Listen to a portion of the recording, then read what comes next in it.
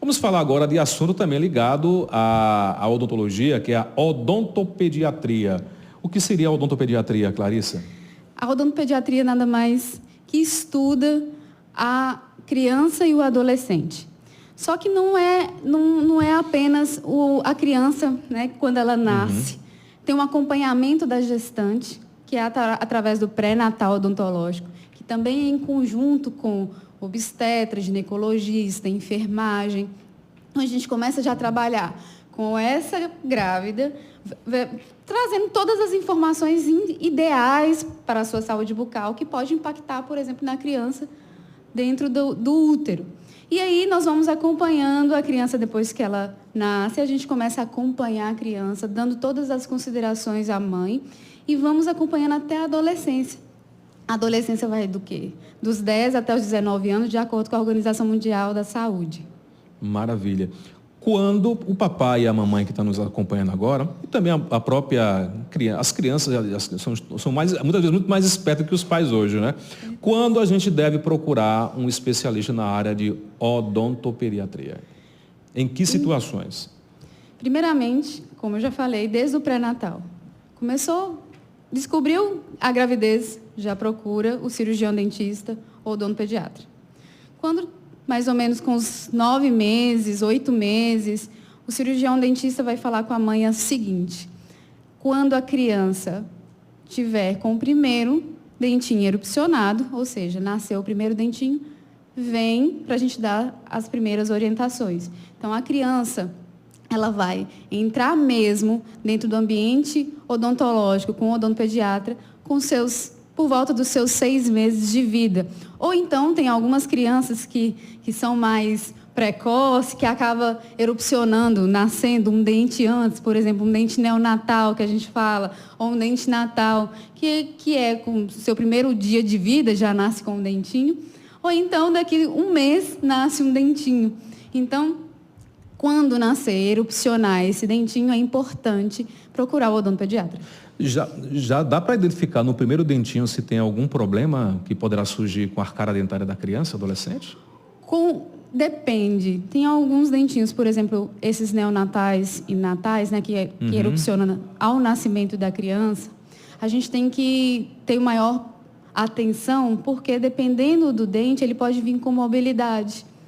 Então, se vier com mobilidade, é preocupante, porque o bebê, ao amamentar, pode engolir esse dentinho. E pode engasgar. Então, a gente tem que acompanhar. Se tiver com mobilidade, vamos remover. Mas se não tiver, só tiver só umas pontinhas, que pode também machucar o seio da mãe, né? Então, a gente faz uma espécie de... A gente lixa, né? Podemos dizer assim, o dentinho para poder não machucar o seio da mãe. E a própria língua do bebê, porque pode dar uma doença que chama Riegel-Feld. Então, na verdade, são úlceras na linguinha, porque a criança está ali amamentando. Então, faz aquela... faz um atrito que faz com que ela tenha uma úlcera. Então, isso é com os primeiros dias de vida, tá, gente? De 1º até 30 dias. Se o dentinho nasce com seus 6 meses, não tem problema nenhum.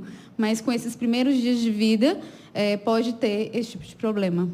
Esses dentinhos que você fala, é a mesma coisa do chamado, que a gente chama popularmente de dente de leite? Ou só seria uma outra fase? Na verdade, é porque a gente é um pouco mais complexo. Quando o dentinho pode nascer ao nascimento da criança, ou em 30 dias, ou pode ser o dente de leite, que a gente fala dente descido, cientificamente, ou pode ser um supranumerário. O que é isso? É um dente a mais. Então, a gente tem que investigar para ver se ele é dente de leite ou se ele é um supranumerário, tá? Um dente a mais. Mas com 6 meses é o dente de leite. Realmente, 6 meses, né? Já é os dentes de leite. Os dentes de leite. Já escutei muito. Mas é dente de leite, ele vai cair, não são os dentes permanentes, então não vou nem me preocupar muito, deixa cair mesmo. Mas tem que se ter também a saúde do dente de leite, se não for cuidado, pode afetar os dentes permanentes? Pode.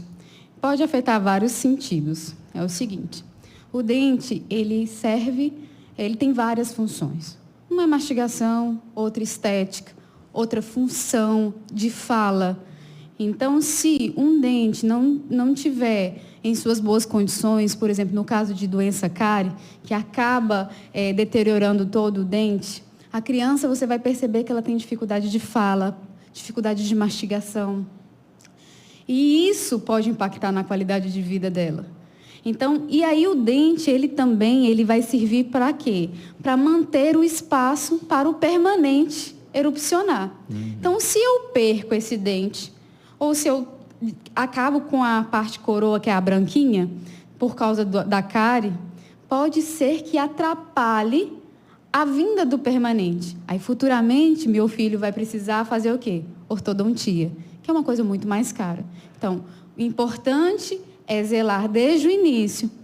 Aos 6 meses, erupcionou, nasceu o primeiro dentinho, já ir ao dentista para dar as primeiras orientações. Quais são as primeiras orientações? Utilizar pasta fluoretada acima de 1.000 ppm de flúor. É uma concentração. Não é qualquer pasta que você vai no supermercado, compra e usa, não? Não, porque antigamente se tinha que as crianças até 3 anos não poderiam usar pasta fluoretada. Isso caiu por terra. É necessária a pasta fluoretada, mas tem uma concentração acima de 1.000 ppm, então ela pode variar de 1.000 a 1.450 ppm. Ah, mas eu posso utilizar a minha pasta para poder utilizar no meu filho? Pode. Pode utilizar, mas a quantidade é que vai mandar. Para a criança não tem um problema que se chama fluorose. A fluorose é um defeito de esmalte, não é uma doença. Ficam as manchinhas branquinhas no dente, né? Então, o medo dos pais é isso, a criança absorver o flúor e ter um dente com fluorose, um dente permanente, por exemplo. Mas isso depende da concentração. Então, crianças, por exemplo, de 0 a 3 anos, o que eu vou fazer? Eu só vou raspar a pasta na escova. Então, ela fica só uma raspadinha, tá? É só isso. E escova aquele dentinho, mas sem molhar a boquinha da criança. Eu pego uma fraldinha, tiro o excesso, tá? Para poder a criança não engolir. Porque até os 6 meses, ela não tem o poder de bochechar e cuspir. É verdade. Então, a gente tem que tomar esse tipo de cuidado. E o cuidado também com o tipo da escova, né? Para que não machuque a boca, a gengiva da criança, né? Exatamente. Outra questão que eu acho que entra dentro da área da odontopediatria é as crianças que muitas vezes chupam o dedo e usam a chupeta. Isso danifica? É correto ainda permitir que a criança use chupetinha? Isso pode danificar a formação dos dentes? Em relação a hábitos de sucção, ela está muito ligada até mesmo questões emocionais da criança. Então, a gente tem que ficar muito atento a isso. Primeiramente, o ideal é a criança amamentar até os 6 meses com aleitamento materno. Quando a criança ela está mamando, ela tem movimentos musculares e ela está em fase de desenvolvimento ósseo. Então, significa que ela vai desenvolver a sua face. Se desenvolve a face, eu não tenho problemas ortodônticos futuros. Na verdade, a gente até brinca que a chupeta melhor da criança se chama, ou o aparelho melhor da criança se chama o seio materno.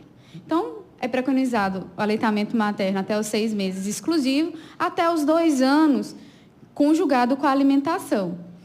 Quando a criança ela passa a chupar chupeta ou dedo, ali não tem uma função, ou então até mesmo uma mamadeira. Então, ela perde realmente a musculatura, ela não consegue atender através da chupeta o que realmente a musculatura pede. Então, o que acontece? Começa a ter alguns problemas. Por exemplo, a criança que pode chupar dedo e bico, ela vai ter uma mordida aberta. Pode ter uma mordida aberta. Ou seja, os dentes, ao invés de ter uma oclusão bonitinha, fechadinha, ela fica aberta.